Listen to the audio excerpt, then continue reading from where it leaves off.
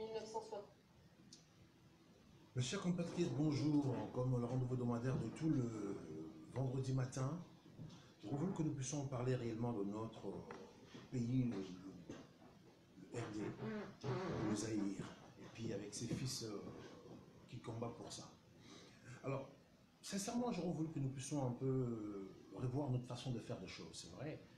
Nous sommes nombreux aujourd'hui à pouponner pour le RDC, pour le pays. Mais je pense que c'est très bien quand même. Notre message voit le jour. Quand je vois le jour, notre message commence à être un peu vulgarisé, entendu par d'autres peuples. Mais pour l'instant, on ne fait pas assez. Quand je regarde le nombre de résistants que nous sommes, le nombre de combattants qui font des vidéos, mais quand je regarde vraiment scientifiquement, nos messages, on les fait vraiment uniquement destinés à la population congolaise. Bon, c'est vrai, nous avons un devoir de faire le veille patriotique de nos frères congolais, ça c'est sûr. Mais si nous voulons réellement que notre cause soit entendue par d'autres peuples du monde entier, on doit quand même revoir le vocabulaire, la façon de faire, ou la langue dans laquelle nous faisons vraiment fait véhiculer ce message. Donc c'est là où j'attire l'attention de mes amis résistants, hein, donc combattants, combattantes, pour que nous puissions se dire aujourd'hui, c'est vrai, le problème du Congo, comment faire hein, pour le ramener, ça devient un problème mondial. Parce qu'aujourd'hui, quand même, nous avons plus de 12 millions de morts. Nous avons de fausses communes à tout genre. Nous avons des arrestations arbitraires, mais vraiment à l'appel. Alors, comment faire pour que le monde entier puisse être au courant de nos problèmes? Puisque si nous-mêmes, on ne se fait pas avocat de notre cause, je pense qu'il n'y aura personne qui pourra faire l'avocat de notre place. Comme on dit, on est bien servi par soi-même. Donc, il faudra que nous-mêmes, que nous puissions faire le boulot pour nous-mêmes. Quand je vois aujourd'hui le nombre de gens qui font des vidéos, c'est très bien, mais nos vidéos, on les fait uniquement, excuse-moi, mais en lingala. Vous voyez, donc si aujourd'hui vous allez sur YouTube, Facebook, tous ces réseaux, vous allez voir les Congolais ou les Congolaises faire des vidéos uniquement en lingala. Et puis bon, on fait un peu de tout, il y a à boire, à manger.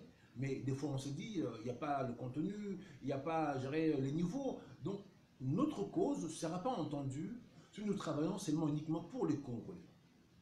Alors aujourd'hui, c'est vrai, au niveau du pays, vraiment l'éveil patriotique a pris la mayonnaise. Donc, dans le petit coin du pays, on commence à parler de l'occupation, on commence à parler de la balkanisation, on parle de Béni, c'est très bien, c'est accentué.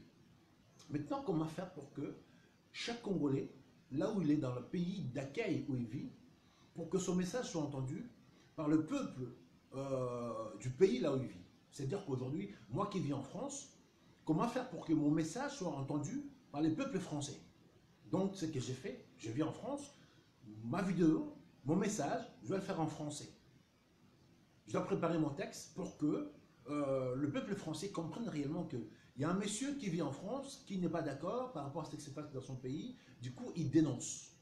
Alors, le résistant qui vit actuellement, je dirais, en Allemagne, de faire de sorte que son message soit fait en allemand, pour que le peuple allemand puisse comprendre réellement le problème qui se passe au Congo. Alors, le résistant, le combattant qui vit en, je dirais, en Angleterre, il faut qu'il fasse de sorte que son message soit fait en anglais. Pour que le peuple, je dirais, d'Angleterre, qui sache réellement ce qui se passe au Congo. Ainsi de suite. Et dans ce sens-là, je pense que on pourra véhiculer notre message auprès de la population dans laquelle nous vivons. Parce qu'aujourd'hui, les gens qui nous font la guerre, ces grandes puissances, les multinationales, ils ont horreur que leur population sache réellement ce qu'ils font chez nous. Puisque c'est vrai, ici en France, on nous dit liberté, égalité, fraternité. Mais ça, entre parenthèses, c'est que la France nous dit. Mais on n'oublie pas la France qui nous prêche l'humanisme, mais la France elle-même aussi vont faire la guerre au Mali, vont faire la guerre dans nos pays pour prendre nos minéraux, pour piller notre sol. Bon, la France, quand il fait la guerre dans nos pays d'Afrique, c'est pour nourrir leur peuple. Donc ils font la guerre vraiment au style de Robert Dubois. Il va aller voler aux pauvres pour donner aux riches. Maintenant, peut-être c'est à nous aussi que nos États puissent commencer à travailler dans ce sens-là. Et pour l'instant, nos pays ne sont pas encore des nations. Pour dire même les États, nous sommes plutôt des petits métropoles de la France, avec des gardiens qu'on peut appeler des préfets aujourd'hui. Donc c'est pour cela qu'il faut que la nouvelle génération commence à prendre conscience, dit voilà, on doit arrêter que nos pays soient aujourd'hui des territoires d'outre-mer, que nos chefs d'État soient aujourd'hui des garçons de course, qu'on voit un président de la République comme Kilombo qui fait la publicité de l'arrivée des secrétaires d'État américains. Mais pour quelle raison un président de la République qui doit parler, qui doit annoncer de l'arrivée d'un secrétaire d'État qui est son inférieur? Alors plutôt, il doit laisser le pays en question eux-mêmes faire la publicité ou bien passer le message de leurs autres qui vont arriver chez nous. Lui, le président de la République, il est content de recevoir un secrétaire d'État américain. Alors lui, il est le président. Comme si Macron, il doit parler de l'arrivée du ministre des Affaires étrangères en France. Pourquoi faire? Ce n'est pas son niveau. Vous voyez dans quoi aujourd'hui que nous, les Congolais, on doit monter le niveau? Parce que nous avons des présidents, nous avons des gens, des responsables, qui sont responsables, mais qui n'imaginent pas réellement le degré de la responsabilité. Donc quand on doit faire des choses, on dit, mais c'est qui ces gens-là? On les a nommés, on les a donné des postes, mais qui savent pas réellement pourquoi ils sont là. Donc c'est pourquoi je dis ce matin tantôt, nous devons faire de sorte que notre message soit entendu par d'autres peuples. Et sur ça, il faut que nos messages soient faits vraiment à la langue du pays d'accueil où nous vivons. Aujourd'hui, je vois que nous avons des combattants dans le monde entier, mais c'est très bien. Donc il faut que notre cause soit faite, entendue dans le monde entier, mais chaque personne où il vit dans le pays dans lequel il est, qui fasse le message dans la langue du pays.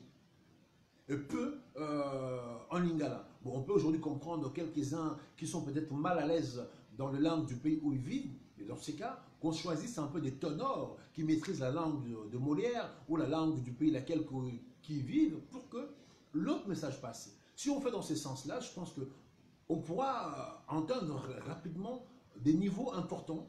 Les gens sauront que oui, c'est vrai, actuellement au Congo, le 12 millions de morts, donc c'est plus grave que l'Holocauste des Juifs, mais pourquoi on n'en parle pas?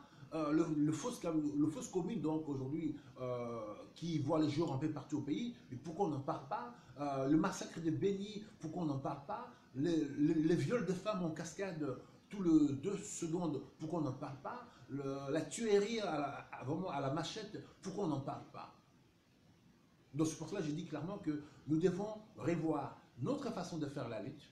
Nous devons monter les niveaux, vraiment enlever les émotions, préparer son texte, vraiment l'argumenter, bien faire une bonne synthèse, expliquer mot à mot le pourquoi et le comment, pour que le peuple d'autres cieux comprenne réellement ce que nous vivons, ce qui se passe dans nos pays d'où nous sommes sortis.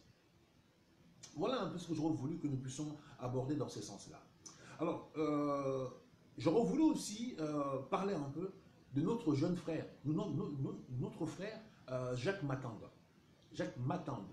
Alors, j'ai entendu des frères appeler à son sujet en disant que oui, ils ne sont pas d'accord. Ce que Kagame a fait limoger notre frère journaliste Jacques Matande. J'aurais voulu dire quand même.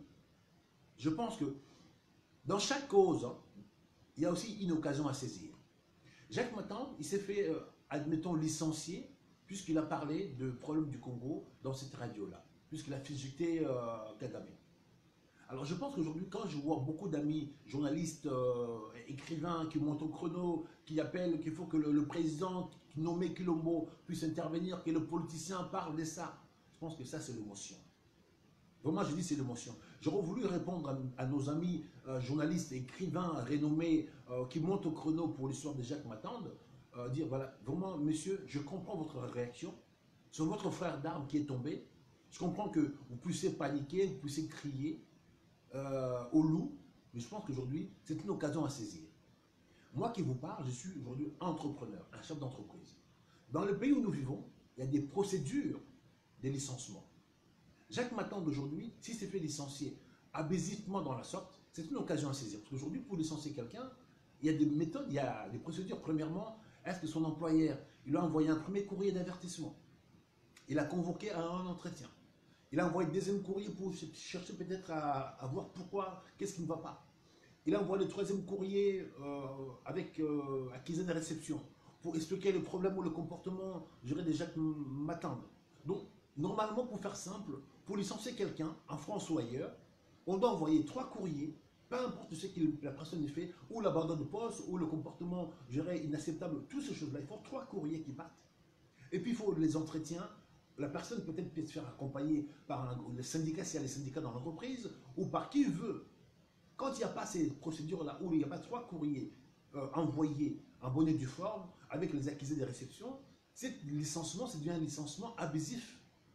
Et cet licenciement, aujourd'hui, ça devient inaubaine. C'est une occasion en or. Quand on licencie quelqu'un abusivement, ou on n'a pas respecté les procédures, c'est très bien. Jacques Matande, aujourd'hui, si vous m'entendez, messieurs, saisis l'opportunité pour vous d'aller vous approcher des instances nécessaires. Ça veut dire quoi? Saisir la justice, trouver les avocats, ou le prud'homme, si ça existe, et là où vous êtes. Et en ce moment-là, selon vos anciennetés, vous pouvez demander des dommages d'intérêt énormes. Donc je pense que votre licenciement, c'est une occasion pour avoir de l'argent, peut-être pour demain, pour créer une entreprise, ou créer votre chaîne de radio, ou votre je ne sais pas quoi. Donc on n'a pas besoin d'alerter le monde entier, qu'on appelle le président nommé Kilombo pour qu'il vienne intervenir, qu'on appelle des politiciens, Fayoulou, président élu, qu'on appelle le combattant, combattante. Mais non, mes chers amis, vous devez lever le niveau de combat. Cet licenciement, pour ma part, c'est une occasion pour Jacques Matande. Monsieur Jacques Matande, je vous le dis aujourd'hui, c'est lui qui vous parle ce matin, c'est un entrepreneur, 20 ans d'entrepreneuriat en France. Donc je vous ai dit, pour licencier quelqu'un, il faut des procédures à suivre. Donc je vous ai cité tantôt ces 3 procédures-là, je pense que comme ça n'a pas été suivi à la lettre, je pense que votre licenciement pour vous, c'est une aubaine, c'est une occasion pour se faire de l'argent. Donc saisissez l'opportunité en question, saisissez l'occasion, approchez-vous des instances nécessaires qui est dans votre pays d'accueil, et pour là, portez plainte à votre employé. Et là, trouvez un bon avocat, demandez le dommage d'intérêt colossal, et vous aurez, puisque apparemment celui qui vous a fait limoger, c'est un des grands. Ben, c'est très bien, puisque aujourd'hui vous avez parlé d'un sujet qui les concerne, demandez des grosses dommages d'intérêt. Vous partirez par la grande porte avec un beau paquet, au lieu que les gens appellent le président nommé qui vient négocier pour vous, que vous soyez répréné au travail, mais vous garderez la même vie, le même train-train. Vous comprenez? Celui qui travaille, il peut faire 10 heures, mais il touchera le même salaire. Mais là, comme vous êtes licencié, abusivement, si vous gagnez le procès, vous lui demandez, je ne sais pas combien. C'est une occasion en or pour vous de gagner de l'argent. Donc, il n'y a pas question que les gens montent dans les émotions. Appelez le président nommé Kilombo, appelez le président élu Martin Fayoulou, appelez les combattants, les journalistes, de monter au chrono pour ça. Ça ne sert à rien. Ce n'est pas une affaire d'État. Donc je peux comprendre, l'émotion qui a pris quelques amis journalistes, les écrivains renommés, en disant que oui, c'est pas normal, parce qu'il a dénoncé. Mais c'est très bien, il a dénoncé. Vous savez, dans chaque métier, il y a des risques et des métiers. Le soldat qui va aller faire la guerre, qui sera mort sur le drapeau, il est mort pour le pays, c'est normal, il a fait la guerre, c'est son métier. Donc on ne doit pas aujourd'hui monter sur le chrono sur des choses un peu futility. Un monsieur qui s'est fait licencier, c'est pas la fin du monde. Plutôt pour lui, c'est l'occasion de se faire de l'argent, monsieur. Jacques Matande, vous m'entendez ce matin, c'est ici l'opportunité, allez-y porter plainte. Vous aurez droit à toucher des dommages d'intérêt colossaux. N'acceptez même pas que Kilombo plaide pour vous, ou je ne sais pas, les combattants, combattantes qui vont parler pour vous pour que vous soyez réintégrés. N'acceptez pas, parce qu'aujourd'hui, vous êtes licencié. Donc, quand on est licencié abusivement, on a le droit de porter plainte. Donc, c'est là où je dis clairement que j'aurais voulu voir nos amis intellectuels, nos amis écrivains, nos amis journalistes, d'élever le niveau de combat. Alors, on a besoin de leur expertise pour que l'occupation qui a vu le jour chez nous puisse cesser. Puisque nous avons des écrivains aujourd'hui, malheureusement, ces gens-là font des livres, ils vendent des livres, mais je me dis aujourd'hui, le malheur du Congo devient un peu le bonheur pour les autres.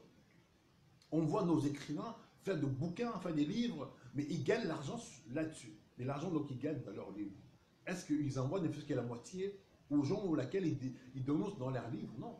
Ils se font de l'argent sur le malheur des Congolais. C'est là où je n'approuve pas. Quand je dis à nos amis écrivains, c'est bien beau, vous êtes intelligents, vous êtes des écrivains, mais vous faites des livres pour dénoncer le massacre, le viol, les femmes découpées, les enfants découpés. Mais est-ce que, quand vous vendez vos livres, messieurs écrivains, vous envoyez une partie de la recette aux gens à qui vous dénoncez leur malheur? Non.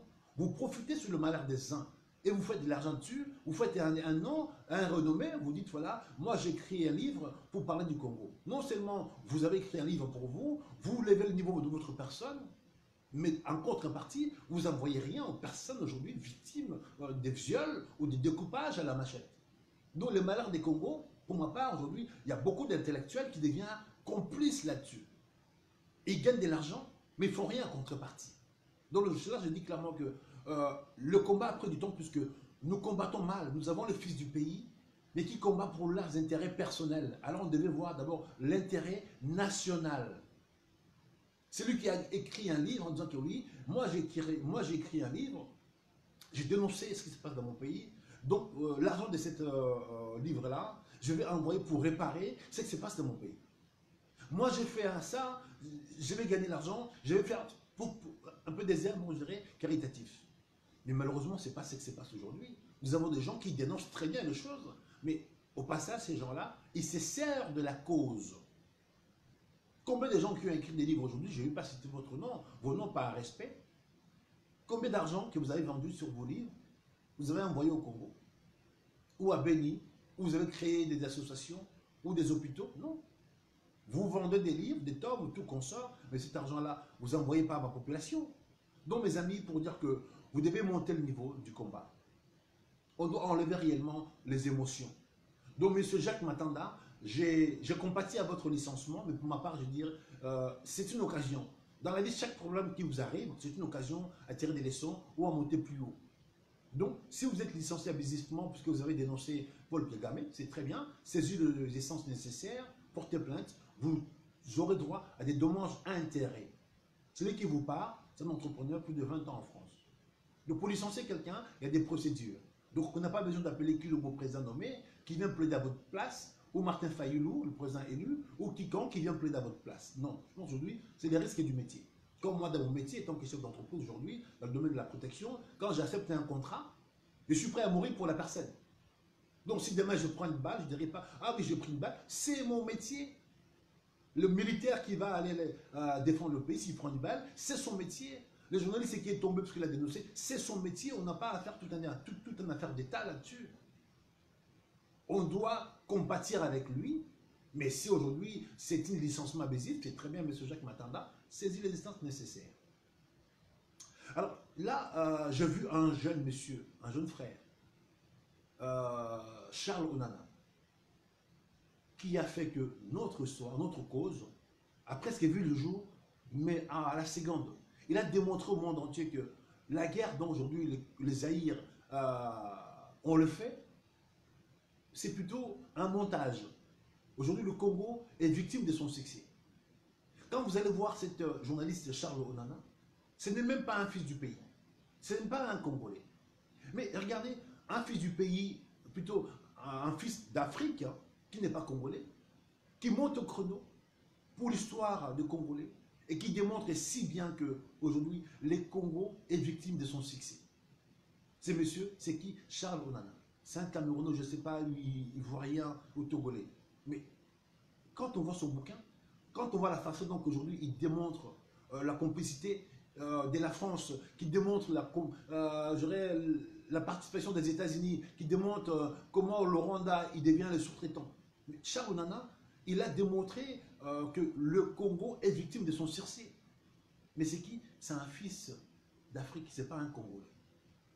Et son dossier est bien vraiment plaidé, ficelé, à tel point qu'il dérange partout. Mais ce type aujourd'hui, on veut l'acheter avec des millions qui refusent. Ce n'est pas un Congolais Charles Onana.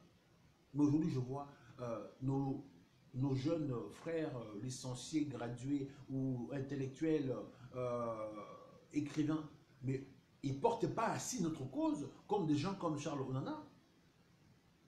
C'est là que je dis aujourd'hui qu'on doit cesser d'être des gens aujourd'hui opportunistes ou les gens qui pensent qu'à son petit personne. Aujourd'hui, j'ai vu notre jeune frère se faire licencier, tout le monde montre au créneau, pourquoi on l'a licencié. Donc on doit appeler au chef d'État nommé qui vienne plaider à sa place. Mais le monsieur Charles Onana aujourd'hui, qui a fait que à la seconde, son dossier est plaidé, la cause du Congo est entendue partout, ce n'est pas un Congolais. Et pourquoi nous, le Congolais, on est indifférent par rapport à ce qui se passe chez nous? C'est là que je dis que malheureusement, nous sommes un seul peuple au monde qui n'est pas cohérent. On tue le Congolais en face, le Congolais qui est là, qui regarde, il tourne la tête. Vous touchez un Arabe dans la rue, je vous garantis, les 10 autres vous tombent dessus. Vous touchez un Malien, les autres ils vous tombent dessus. Mais allez-y sur Château Rouge, frappez un Congolais dans la rue, les autres ils vont applaudir. Je vous jure, allez frapper un Congolais dans la rue, les autres Congolais, ils vont applaudir ou bien ils vont filmer. Mais alors allez essayer de toucher un arabe dans la rue, je vous garantis. Vous soyez des maîtres de je ne sais pas quoi, tous vont tomber dessus, vont vous taper dessus. Parce que c'est un peuple qui sait c'est quoi la solidarité.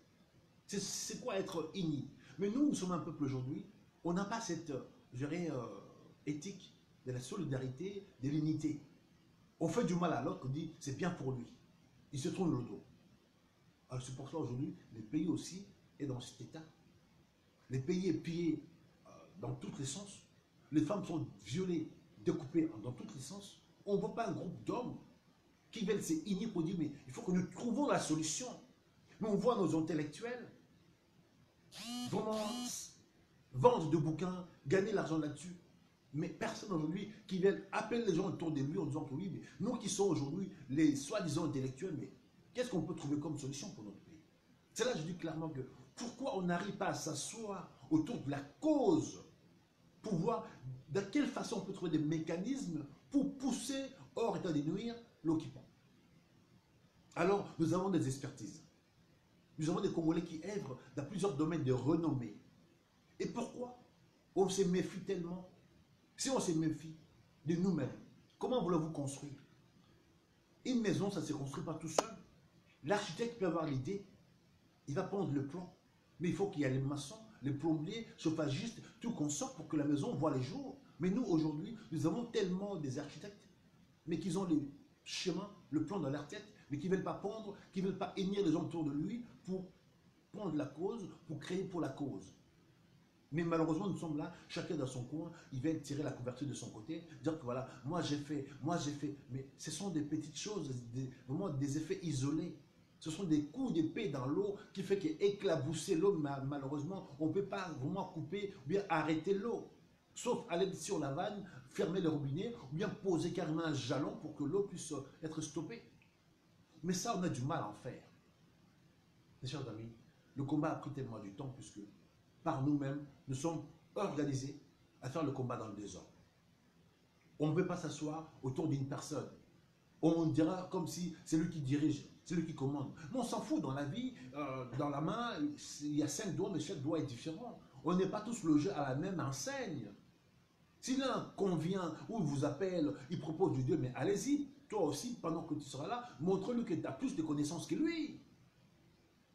Je n'aurais pas honte puisqu'il y a un ami qui a appelé que nous puissions voir des choses. Et par-dessus, si je vais dans cette réunion, je vais voir, ou bien je sortirai comme si c'est lui qui n'a pas de compétences.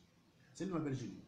Donc je pense qu'aujourd'hui, il faut que nous puissions dépasser réellement le niveau du combat.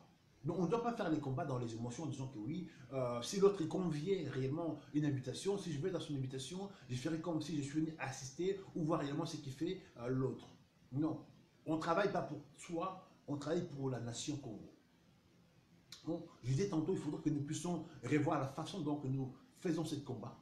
Il faut que le combat devienne un combat international. On doit arrêter de rester des Congolais pour le Congo. Le combat ne doit pas rester seulement un combat, les combattants, les résistants qui parlent au Congolais et pour le Congo. Là-dessus, notre cause restera inentendue et puis inaperçue. Les seules choses qui gênent réellement les multinationales ou les gens qui nous font la guerre, c'est leur population sache réellement ce qu'ils font chez nous. La France, il donne à sa population les allocations que nos femmes touchent, les enfants, tout qu'on sort, puisque cet argent-là vient de l'Afrique. La France en elle-même aujourd'hui a mis 14 pieds d'Afrique, vraiment à genoux plus qu'aujourd'hui, avec les francs CFA. La France gagne la moitié de l'argent qu'ils font en disant que oui, je vous fabrique l'argent, la contrepartie, vous me payez la moitié de votre richesse. Donc, toutes les aides que la France donne à nos femmes, à nos enfants, tout ça là, c'est l'argent de l'Afrique. La France pille l'Afrique pour nourrir sa population. Ça, c'est connu de partout. Donc, on n'a pas besoin de faire quoi que ce soit. Maintenant, comment faire pour que la population française puisse commencer à entendre ça suivant, tout le temps, tout le temps. Donc, c'est pour cela que je dis clairement que nous, les gens qui dénoncent les effets dans notre pays, on doit le faire différemment avec la langue du pays dans laquelle nous vivons. Pour que la cause soit entendue par les gens ou les nationaux du pays. Donc, je disais tantôt, moi qui vis en France, si je vais demain faire une vidéo comme je fais actuellement là, je vais le faire en français pour que le peuple français de la France comprenne ce que j'ai dit, pourquoi je dénonce. Celui qui vit en Allemagne, il faut qu'il fasse une vidéo en allemand pour que le peuple allemand comprenne réellement ce qui se passe au Congo. Celui qui vit en Angleterre, il faut qu'il fasse une vidéo en anglais pour que le peuple anglais comprenne réellement ce qui se passe au Congo. Donc désormais, nos vidéos, on doit le faire avec la langue du pays là où on vit. C'est la seule façon que notre cause sera entendue et puis automatiquement vulgarisée. Donc je disais tantôt, il y a aussi ça aussi qui va faire qu'au fur du temps, nous allons faire ce genre de choses, nous allons lever le niveau de combat, la prise de conscience. Les nationaux du pays dans lequel nous vivons, ils vont prendre conscience que oui, dans ce pays-là, il y a des problèmes. Pourquoi chez nous on n'en parle pas? Pourquoi les médias n'en parlent pas? Pourquoi la télé n'en parle pas? Pourquoi les journaux n'en parlent pas? Puisqu'aujourd'hui, ça ne les intéresse pas. Le Congo, c'est un réservoir assez ouvert où celui qui a faim, celui qui a soif, il va servir. Les libres-échanges là, ça ne nous arrange pas. Les accords que nos soi-disant politiciens vont signer par-ci, par-là, c'est pour piller notre pays. Quand on parle de libre-échange, est-ce que nous, on a assez d'argent pour venir ici faire des affaires comme eux ils font chez nous? C'est impossible. Donc inconsciemment, toutes les soi-disant codes, ça les arrange de eux. Libre-échange, démocratie, tout ça, c'est pour eux. Nous, ça ne nous importe pas. On ne peut pas venir ici faire comme eux aujourd'hui font dans nos pays. Les Chinois qui vont au Congo, qui mettent des barrières, qui deviennent des agents de payage, qui fait payer les Congolais. Les Chinois qui fait travailler les gens, qui ne payent pas les gens. Est-ce que ici en France on pourra le faire? Moi qui est entrepreneur, est-ce que je peux embaucher quelqu'un puis sans le payer ses charges sociales? Ça sera un travail noir. Le jour d'après, ils vont me dénoncer. Mon entreprise sera même fermée ou carrément liquidée. Mais alors, c'est qu'il faut dans nos pays. Qui en parle? Les médecins nationaux qui sont chez nous, est-ce qu'ils payent correctement nos taxes? Toutes les minerais qu'ils prennent chez nous, tous les pillages qu'ils font chez nous, qui en parle? Donc malheureusement, la loi aujourd'hui, les codes, ça arrange à ceux qui veulent entendre. Donc, mes chers amis, nous devons remonter le niveau de combat. J'ai fait cette vidéo à 8 h, puisque bon, c'est vrai, je suis entendu ce matin au bureau de l'autre côté. Donc, on va faire de sorte que nous puissions lever le niveau de combat. Le combat n'est pas facile. Le combat est rude. Chaque combattant, chaque résistant qui se met devant, qu'il faut qu'il sache qu'on ne le fera pas de cadeau. Donc c'est comme un soldat qui va à la guerre. Quand tu vas à la guerre, vous allez tuer les camps ennemis et ils ont le droit de vous tuer. Donc préparez-vous à recevoir des balles, des coups de couteau, tout ce que vous voulez dans le dos, devant, derrière. Dans le cas de notre frère Jacques Matande, je compatis, mais je dis tellement qu'on doit lever le niveau. Ce qui est arrivé à Jacques Matande, c'est des risques du métier, mais je pense qu'il ne doit pas s'enflammer ou paniquer. C'est une occasion en or pour lui, pour saisir les essences nécessaires, porter plainte, demander de dommages intérêts. On n'a pas besoin d'appeler le président nommé Kilobo ou Martin Fayou, le président élu, pour plaider à sa cause. Ça ne sert à rien. Il va plutôt les diminuer. Quand on licencie quelqu'un abusivement, c'est une occasion pour lui de saisir les essences nécessaires pour se faire de l'argent. Donc je pense que M. Jacques Matanda, celui qui vous parle, c'est un entrepreneur dans l'âme, 20 ans d'entrepreneuriat. Donc on n'a pas besoin de marcher pour vous, de plaider pour vous. Allez-y, approchez-vous des juges nécessaires, des juristes, portez plainte, vous aurez de l'argent par cet licenciement abusif. Donc mes chers amis, pour finir aujourd'hui ce matin, donc nous devons monter le niveau de combat. Faire de sorte que nos messages soient entendus par le peuple du pays d'accueil où nous vivons. Chacun là où il est, au lieu de faire des vidéos tout le temps en lingala, faites-les dans la langue du pays où nous vivons. Moi qui vis en France, je fais mes vidéos en français. Oui, c'est vrai, parce que des fois, je maîtrise mal lingala. Maintenant, je commence à en parler. Mais faites-les dans la langue du pays où laquelle vous vivez, où vous vivez plutôt. Comme je dis en France, je fais en français. Ceux qui sont en allemand, qui font en allemand. Ceux qui sont en Angleterre, qui le fassent aujourd'hui en anglais, ainsi de suite, pour que le message soit véhiculé ou vulgarisé facilement. Comme ça, les gens sauront que oui, au Congo, aujourd'hui, il y a plus de 12 millions de morts, mais pourquoi on n'en parle pas? La BBC, tout qu'on sort, les journaux, la télé, voilà, c'est nous-mêmes, on doit se faire passer pour nos propres avocats pour que notre cause soit entendue. Les Juifs, ils ont eu l'Holocauste il y a longtemps, mais jusqu'à aujourd'hui, ils sont victimisés. Ils parlent, oui, on a été massacrés, on a été tués, chambre à gaz. Donc ils rappellent leur cause. Donc aujourd'hui, quand vous touchez un Juif, oh là là! Oui. Mais nous, personne n'en parle. Personne n'en parle. Donc c'est la raison pour laquelle notre cause ne les intéresse pas. On dit le Congolais s'en fout et les Congolais s'en foutent de leur vie, ils sont plutôt BMW. C'est pas faux, parce qu'aujourd'hui, il y a des effets qui montrent. Quand c'est lui qui est arrivé quelque part, il dit Mo Congo, Bote Kanabino Kaka. Comment voulez-vous qu'on vend le pays où vous êtes sorti, monsieur? Celui qui n'a pas de terre, c'est un pauvre. Oui, je dis celui qui n'a pas de terre, c'est un pauvre. Celui qui est en location, c'est un pauvre. Celui qui a sa propre maison, son appartement, il est en palaise, économise un peu le temps. Quand il faut payer le loyer tout le temps, c'est pas facile. Quand c'est votre maison, c'est votre appartement, c'est à qui? Voilà mes chers amis, je vous souhaite un bon week-end à vous tous. Je pense que le combat est rude. Chacun doit prendre conscience qu'on s'est engagé sur une voie qui ne fera pas plaisir à quiconque. On doit donner des coups et puis préparer à en recevoir. Donc on ne doit pas s'alarmer quand ça arrive. Donc préparez-vous des conséquences.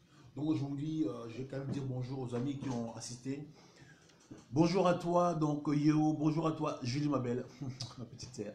Alors bonjour, vous êtes nombreux, donc partagez ces messages rapidement, justement pour que nous puissions élever le niveau de combat, comme je disais tantôt, que on ne doit pas faire le combat pour soi-même. Il faut que le message que nous voulons faire passer soit entendu par d'autres peuples, de d'autres cieux. Et c'est par là, dans ce sens-là, que notre combat peut avancer et notre message peut être entendu sur d'autres peuples. Sinon, on sera là à faire de marque le pas, où on fait un pas en avant, inconsciemment on fait deux pas en arrière, et en réalité on a avancé même pas.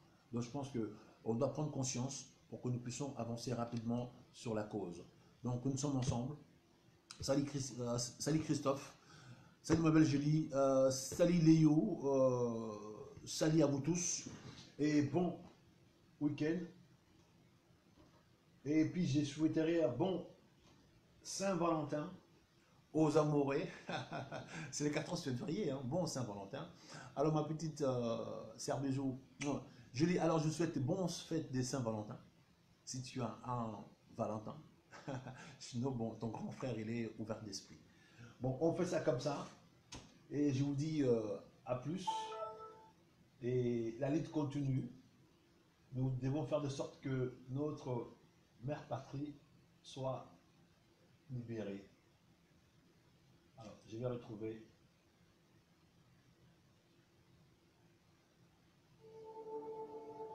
L'ex-Congo belge, indépendant depuis 1960. Oui, ça on sait. C'est pas ça que j'aurais voulu. J'aurais voulu revenir sur notre hymne national. C'est parti.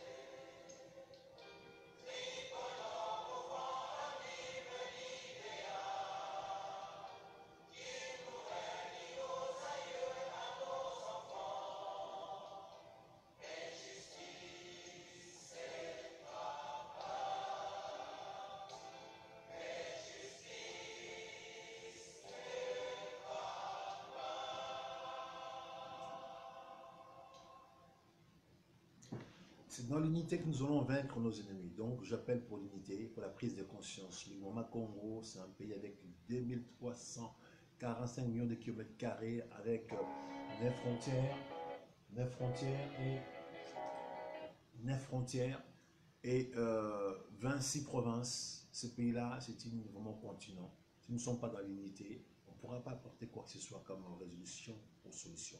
Donc, dans les désordres, on gagne rarement un tiercé. Donc, je ne suis pas joueur, mais je sais bien qu'il faut que nous puissions s'asseoir autour d'une personne, autour de quelque chose, pour après, c'est développer ou c'est déployer là où on veut aller. Si on ne se met pas ensemble pour réfléchir, on ne saura pas déployer. Je suis un meneur d'hommes. Avant d'amener des hommes quelque part, on a d'abord le devoir de s'asseoir, faire le plan d'une mission et après voir de quelle façon déployer nos hommes aller à l'objectif. Donc, c'est pourquoi je vous dis, les amis, c'est l'unité d'abord pour concevoir quelque chose et après le déploiement. Merci à vous tous. Allez, bon week-end à tous. Merci à vous. Ciao, ciao.